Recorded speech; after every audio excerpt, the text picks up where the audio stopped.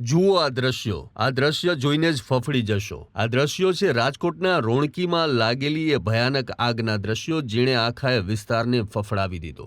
સાધુ વાસવાણી કુંજ રોડ પર આવેલ લાલ બહાદુર ટાઉનશીપ સામે રોણકીના સર્વે નંબરમાં આવેલા ભંગારના ડેલામાં લાગેલી આગે માનવ જીવનને જોખમમાં મૂકી દીધું। એમ કહીએ કે આખી રાત આવી રીતે આખો વિસ્તાર ફફડતો રહ્યો કેમ કે આગની જ્વાળાઓ ઊંચે આકાશને આંબી રહી હતી। લોકોના જીવ તાળવે ચોંટી ગયા। હવે તમને એમ થતું હશે કે આગ કેવી રીતે લાગી? અમે એમ કહીએ છીએ કે આગ લાગી નથી, લગાડવામાં આવી છે। અને કોણે લગાડી છે ખબર છે? તંત્રની ઘોર બેદરકારીએ।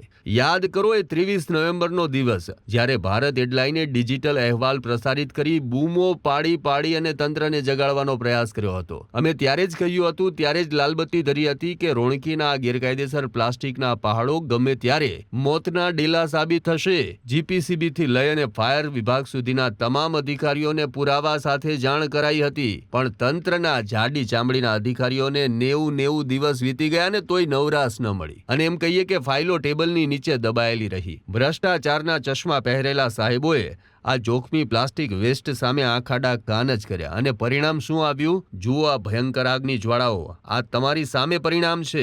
જો ભારત હેડલાઇનની ચેતવણી પર તંત્રે સમયસર એક્શન લઈ લીધા હોત ને તો આજે આ ભયંકર દ્રશ્યો ન સર્જાયા હોત। આ એક અકસ્માત નથી પણ તંત્રની આળસનું જીવતું જાગતું પરિણામ છે। હવે અહીં સવાલ થાય કે આ ભયાનક આગમાં કોઈ નિર્દોષ મરી ગયું હોત તો જવાબદારી કોની ગણાત? શું તંત્રના અધિકારીઓ કોઈ મોટી જાનહાનિની રાહ જોઈ રહ્યા હતા? 90 દિવસ સુધી કયા આકાઓના દબાણ હેઠળ આ ગેરકાયદેસર ધંધાને પ્રોત્સાહન મળતું રહ્યું? હવે શું આ પ્લાસ્ટિક વેસ્ટ કાંડના સૂત્રોધાર સામે કડક પગલાં લેવાશે કે પછી પાછું ભીનું સંકેલી લેવાશે? લોકોની સુરક્ષા માટે ભારત હેડલાઇન હંમેશા લડતું રહ્યું છે અને લડતું રહેશે, પણ સવાલ જનતાનો છે। સાહેબ, તમારી આ આળસ ક્યાં જઈને અટકશે? હવે જોવાનું એ રહેશે કે આ ભભૂકેલી આગ ઠર્યા પછી તંત્રના ભ્રષ્ટ અધિકારીઓની ખુરશીઓ ક્યારે ડોલશે। બાકી જીપીસીબી અને ફાયર ડિપાર્ટમેન્ટે ઘોર બેદરકારી દાખવી છે એ વાત એટલી જ કડવી હકીકત છે।